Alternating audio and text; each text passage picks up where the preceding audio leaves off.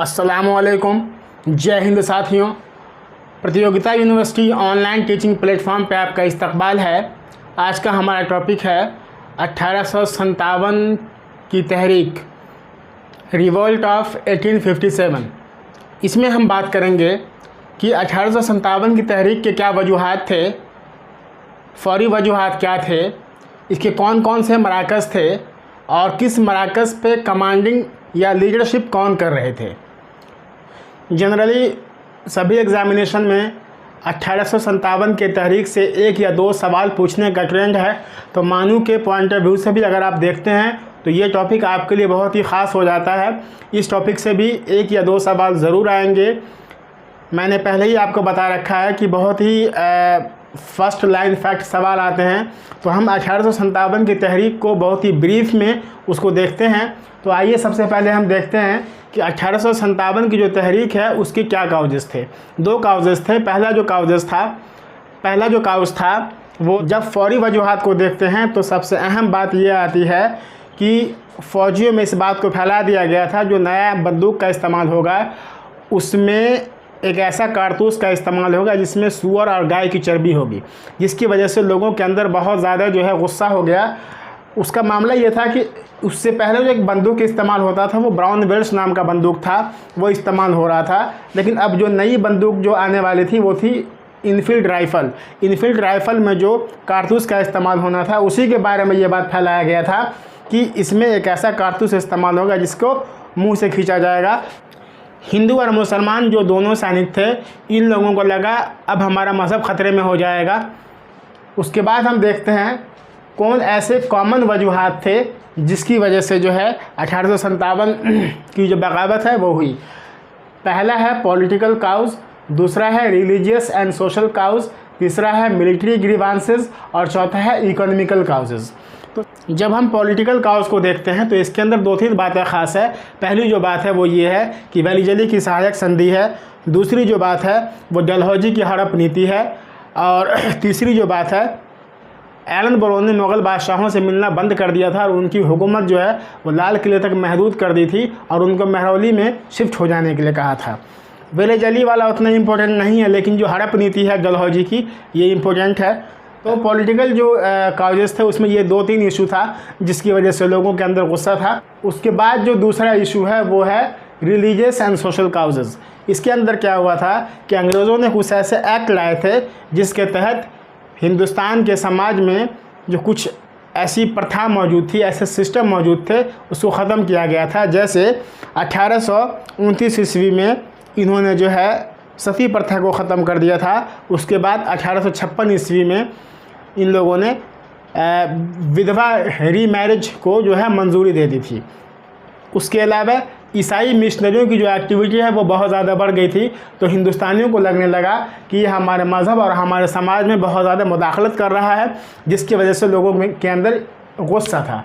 उसके बाद जो मिलिट्री ग्रीवांसेस है, मिलिट्री ग्रीवांसेस में क्या था कि हिंदुस्तानी जो सैनिक थे वो अंग्रेज़ों के साथ उसकी फ़ौज में जॉब करते थे, नौकरी करते थे, लेकिन जो सहूलतों का मामला था और जो सैलरी का मामला था वो हिंदुस्तानी फ़ौजियों को, हिंदुस्तानी सैनिकों को अंग्रेज़ों के मुकाबले सैलरी भी कम दी जाती थी और सहूलतें भी कम दी जाती थी और बड़े ओहदे पर जो है उसकी तकर्री जो है वो नहीं होती थी।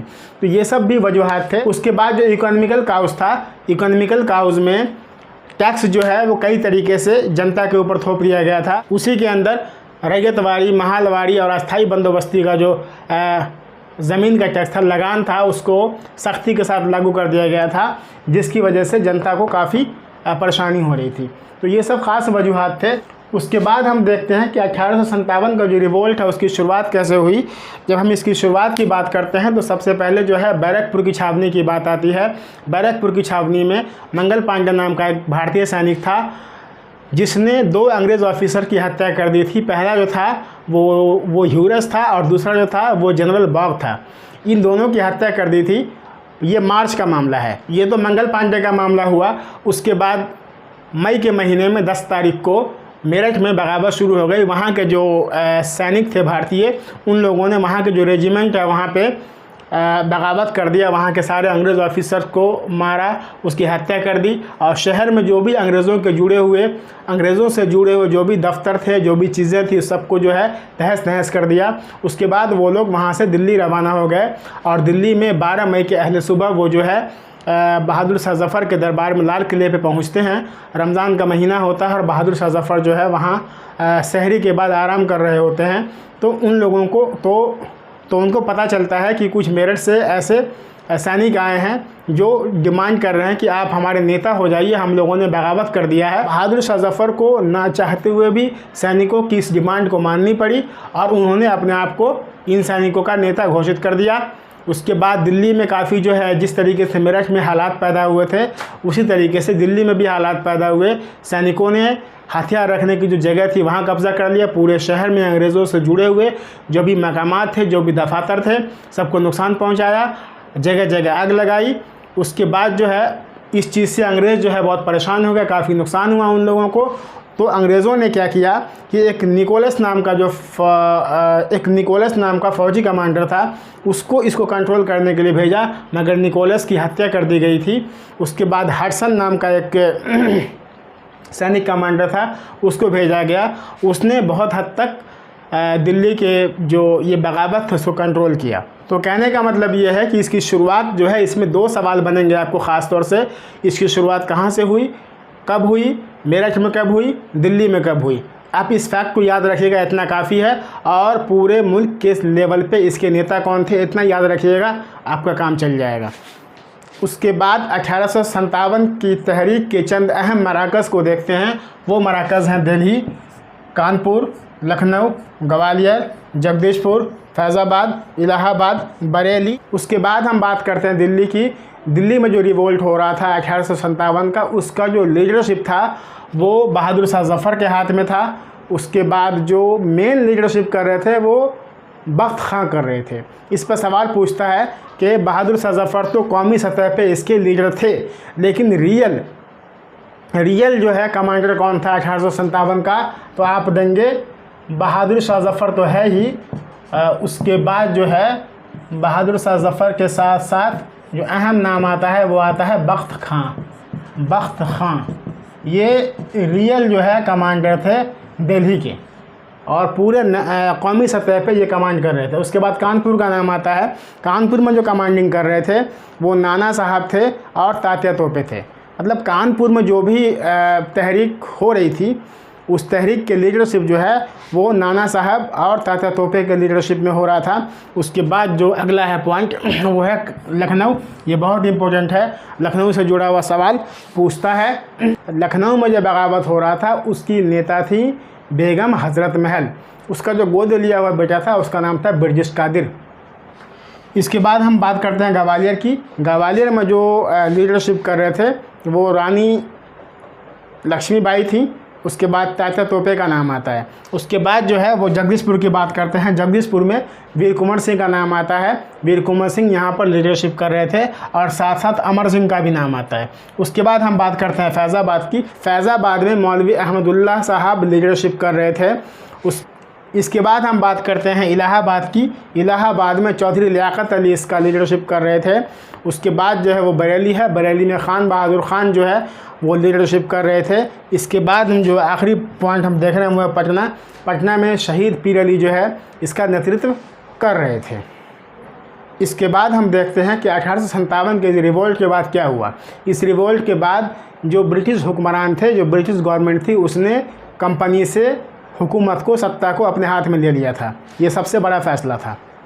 उसके बाद जो 1-2 ख़ास बातें और हैं वो ये हैं कि 1857 के टाइम में जो ब्रिटिश गवर्नर जनरल थे वो कौन थे, तो वो लॉर्ड कैनिंग थे। मतलब 1857 के टाइम में ब्रिटिश गवर्नर जनरल जो थे वो लॉर्ड कैनिंग थे। उसके बाद जो एक और सवाल आता है वो ये है कि 1857 के टाइम में सरकारी इतिहासकार, सरकारी तारीख़ नवीस कौन थे, तो एस.एन. सेन का नाम आता है। आप इसको याद कर लीजिएगा, एस.एन. सेन।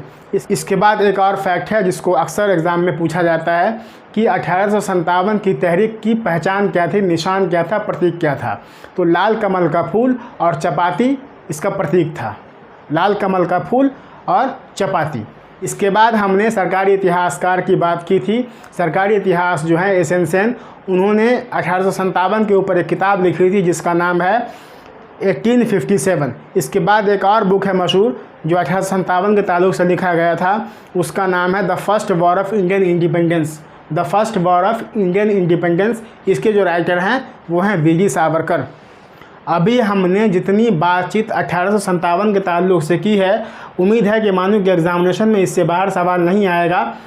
तो आप जो भी चीज़ें हमने बताई हैं उसको गौर से आप देख लीजिएगा।